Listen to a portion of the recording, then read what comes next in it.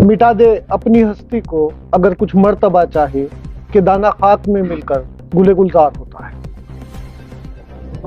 ये शेर उस परंपरा के नाम, उस सोच के नाम, उस विचार के नाम जिसे सूफी विचारधारा कहा जाता है। मैं वासिल खान अलिफ, आप देख रहे हैं लोकनायक समाचार और इस वक्त हम मौजूद हैं जिला सहारनपुर के कस्बा गंगो में।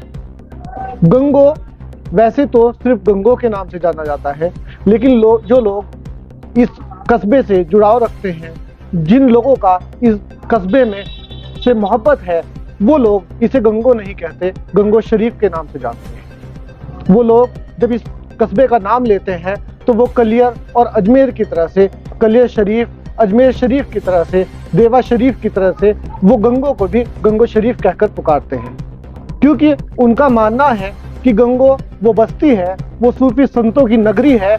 जब वो यहाँ पर आते हैं तो उनके दिलों के अंदर एक अलग ही नूर मुनव्वर हो जाता है। इसी तरह की एक परंपरा को जिंदा रखते हुए मैं जिस शख्स के पास यहाँ आ जाया हूँ वो सूफी सोनू साबरी साहब, वो हरियाणा घरोंडा से हैं और ख्वाजा गरीब नवाज सेवा समिति चलाते हैं। इस सेवा समिति के द्वारा वो अजमेर शरीफ जाते हैं और गंगो के अंदर, कलियर के अंदर वो आते हैं, वो गद्दी नशीन है। आज उनसे बात करेंगे और जानने की कोशिश करेंगे कि आखिर वो किस तरह से इस विचारधारा से जुड़े और इस विचारधारा को फैलाने का काम कर रहे हैं। बहुत बहुत स्वागत है सूफी जी आपका लोकनायक समाचार। जी, सबसे पहले तो मैं अपनी टीम की तरफ से, ख्वाजा गरीब नवाज सेवा समिति की तरफ से आपके न्यूज़ चैनल का धन्यवाद करना चाहूँगा। इसके बाद मैं आपको उर्स की बहुत बहुत बधाई देना चाहूँगा, अपनी तरफ से भी, परिवार की तरफ से भी, अपनी टीम की तरफ से भी, अपने ख्वाजा गरीब नवाज सेवा समिति की तरफ से भी, और गंगो का जो हमारा भाईचारा है, जो हमारा परिवार है, उनकी तरफ से भी तहे दिल से बहुत बहुत शुक्रिया करता हूँ आप सबका।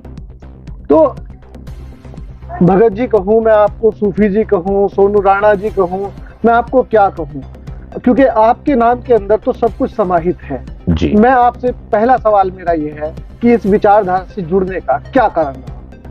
जी, आप हमें भाई कहें, और भाई का जो नाता होता है बहुत बड़ा नाता होता है। हमारी संगत में भी, टीम में भी, जितने भी तमाम संगत हैं, उनके सब के साथ हम बड़े भाईचारे से ही पेश आते हैं। किसी के भी साथ हम जो है एक भगत बन के या गुरु बन के पेश नहीं आते। सबके साथ हम अपना भाईचारा बहुत अच्छे से निभाते हैं और हर इंसान के दुख में, सुख में, ज़रूरत में जैसा भी वो कहते हैं वैसा उनके काम आते हैं। और मैं यही कहना चाहूँगा अपनी टीम की तरफ से भी, ख्वाजा गरीब नवाज सेवा समिति की तरफ से भी, कि जो भी शख्स हमसे जो उम्मीद लेके आता है, इंशाअल्लाह मालिक उन उम्मीदों को बनाए रखे और उनकी सभी उम्मीदें पूरी करे।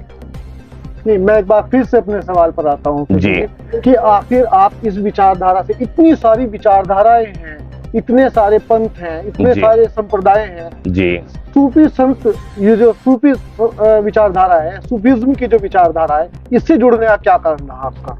मेरा इससे जुड़ने का कारण रहा कि मेरे परिवार में बुजुर्गों से पीर परस्ती का सिलसिला चलता आ रहा है और हिंदू धर्म से भी होते हुए मैं ज़्यादा विश्वास पीर परस्ती में रखता तो अपने हिंदू धर्म में भी हूँ।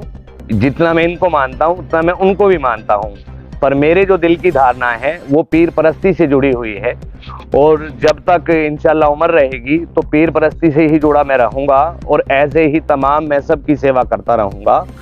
और इस समिति में जितने भी लोग आते हैं हमारे साथ, हर मेले में हजारों का काफिला हमारे साथ होता है।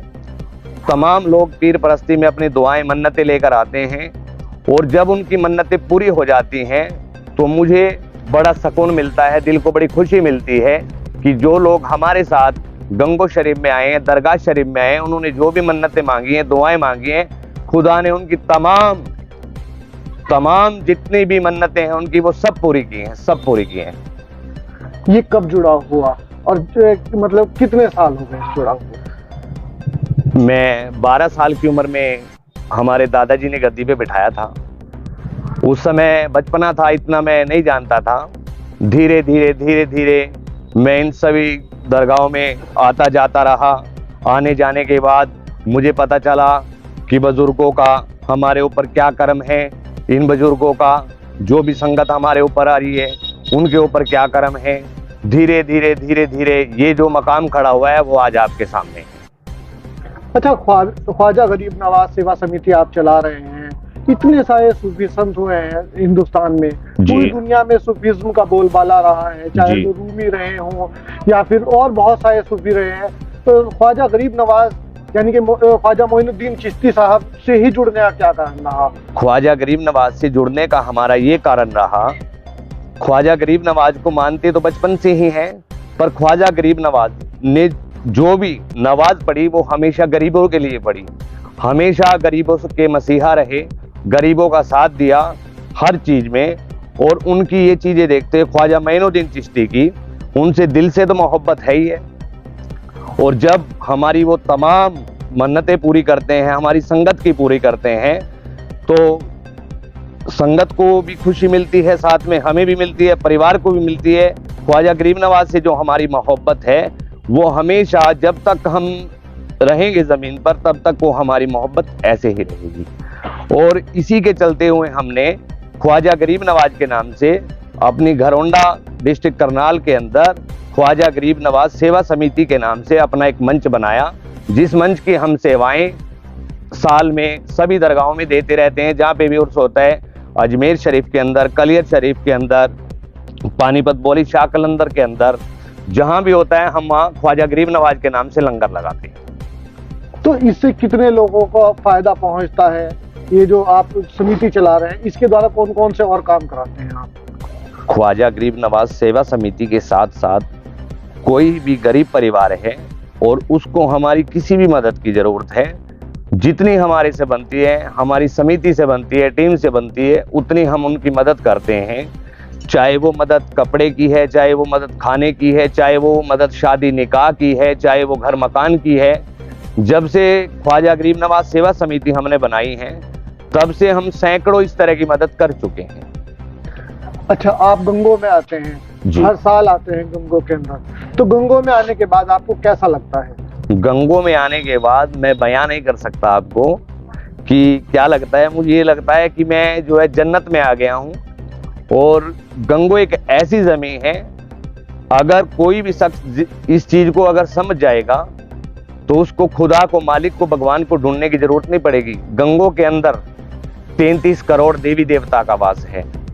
अगर समझने वाला इंसान कोई हो, ये गंगों की जो जमीन है, यहाँ ऐसे ऐसे लोग आए हैं जो बिल्कुल गरीब हालत में आए हैं और आज उन 4 चांद लग रहे हैं। अच्छा, एक बात बताएं, समाज के अंदर इतना द्वेष फैला हुआ है, दक्षिणपंथी विचारधारा का इस तरह से बोलबाला है, लेकिन फिर भी आप मध्यकालीन जो बीच का रास्ता है उसे पकड़े हुए हैं।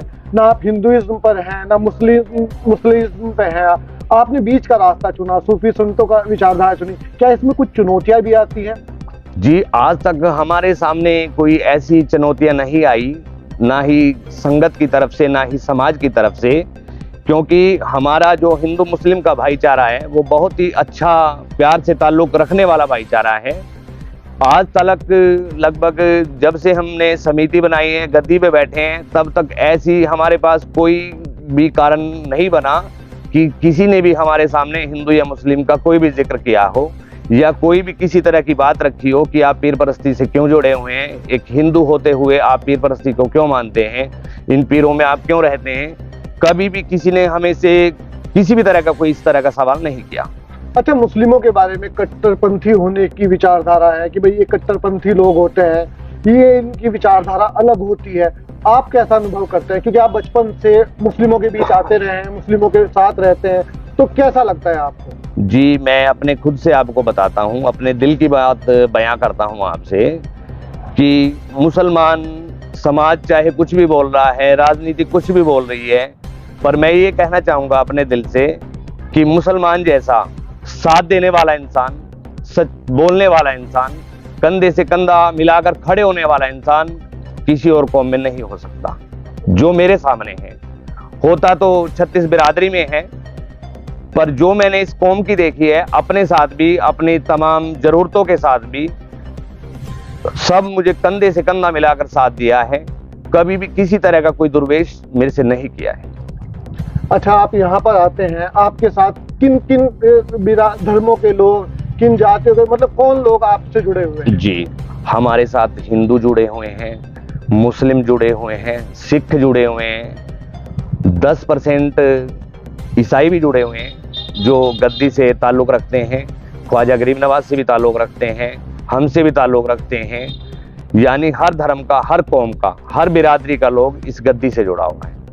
यहाँ कितने लोग घरोंडा से आते हैं आपके संपर्क से, जो आपको अपना रहबर मानते हैं, आपको अपना सूफी मानते हैं, आपको भगत मान करके आपके साथ आते हैं? तो कितने लोग आपके साथ आते हैं? अभी रात में हमारा 400 लोगों का काफिला पहुंचेगा, जिसमें चलेगा तो घरोंडा गद्दी से, जहां से हमारी समिति खड़ी हुई है। उन 400 लोगों के अंदर राजस्थान के भी लोग हैं, पंजाब के भी लोग हैं, हरियाणा के भी लोग हैं, यूपी के भी लोग हैं, जो इकट्ठा होकर घरोंडा गद्दी से मेले के लिए निकलते हैं और 3 दिन यहाँ अपनी सेवा देने के बाद अपने घर को लौटते हैं, पीर मुर्शिद से दुआएं मांगते हैं।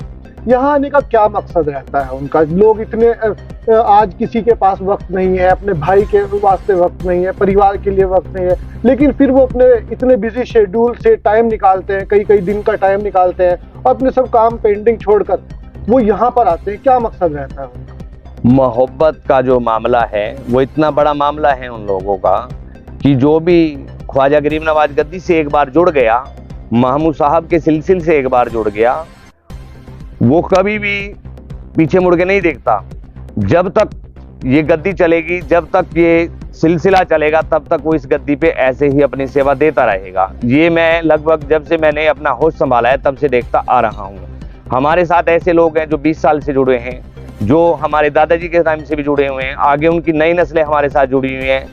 जैसे हमारी चौथी पीढ़ी आ गई, ऐसे कुछ लोग हैं जिनकी तीसरी पीढ़ी आ गई, किसी की दूसरी आ गई, जो हमारे साथ जुड़े हुए हैं। अच्छा, एक बात बताएं, आप यहाँ जब आते हैं तो किस दिन आप आते हैं और कब आपकी रवानगी यहाँ से होती है? वैसे तो मैं पूरे साल के अंदर हर बुधवार में अपनी हाजिरी गंगों के अंदर देता हूँ। पूरे साल में हर हफ्ते आता हूँ गंगों के अंदर। हर हफ्ते आते हैं जी, बुधवार की रात में मैं आता हूँ और जुमेरात में शाम को मैं यहाँ से जाता हूँ। और यहाँ से जाने के बाद फिर हमारी महफिल होती है घरोंडा के अंदर। हर हफ्ते लंगर लगता है, महीने में एक बार महफिल होती है गद्दी पे हर हफ्ते घरोंडा में। और यहाँ से गंगों से जब भी हम जाएंगे, लगभग 20 लोग, 30 लोग, 3 गाड़ियाँ, 4 गाड़ियाँ हमेशा ही पूरे साल हर हफ्ते हमारे साथ होती हैं।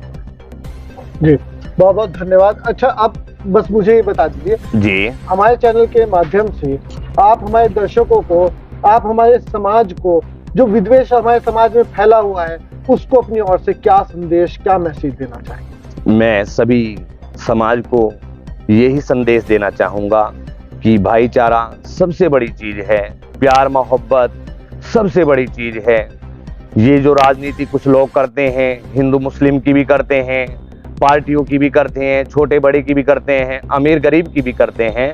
खुदा ने सबको इंसान बनाया है, एक दूसरे का साथ देना चाहिए, एक दूसरे के साथ मजबूरी में उसकी काम आना चाहिए, उसकी मुश्किल घड़ी में उसके साथ खड़ा होना चाहिए, उसके साथ हर तरीके से जितनी भी मदद आप कर सकते हैं उतनी मदद कीजिए। चलिए, बहुत बहुत धन्यवाद अपना कीमती समय देने के लिए। जी, आपके साथ में, जी, आपका शुभ नाम क्या है भाई साहब? मेरा नाम भगत संदीप राणा है। मैं भूतला क्षेत्र का निवासी हूँ और सोनू सावरी जी मेरे बड़े भाई हैं। ये मेरी सभी मुफ्ती के लड़के हैं। हमारी गद्दी का एक ही सिलसिला है। ख्वाजा गरीब नवाज सेवा समिति का प्रचलन घरोंडा से हुआ था और घरोंडा से चल के भूतला में पहुंचा। आज हमारी गद्दी का विशाल काय हो रही है। यानी कि आपका परिवार बढ़ता जा रहा है, दिन बढ़ता जा रहा है। इसे हम मामू का कुनबा बोलते हैं। जो मामू के कुनबे में हर तरह का इंसान है, गरीब है, अमीर है, हर तरह की चुनौती को स्वीकार करता है, लंगर में सेवा देता है, तन से, मन से, धन से। कुछ विदेशों से भी हमारे साथ जुड़े हुए हैं जो यहाँ पे लंगर लगाते हैं। जैसे कि एक लड़का है गुड्डू राणा, वो इंग्लैंड में गया है, बाबा जी की कृपा से इंग्लैंड गए थे वो, तो उन्होंने यह लंगर जलेबी का भंडारा अपनी तरफ से लगाया है। और हर सलाह इसी तरह से नए नए लड़के हमारे से जुड़ते हैं और बाबा जी की सेवा करते हैं। कितने साल हो गए आपको जुड़े हुए? क्योंकि वो तो पैतृक हैं, उनके दादाजी थे, फिर पिताजी थे सोनू जी के, फिर अब सोनू जी कर रहे हैं। तो आप कब से जुड़े हो? ख्वाजा गरीब नवाज सेवा समिति में मेरे को जुड़े लगभग 10 साल हो गए हैं।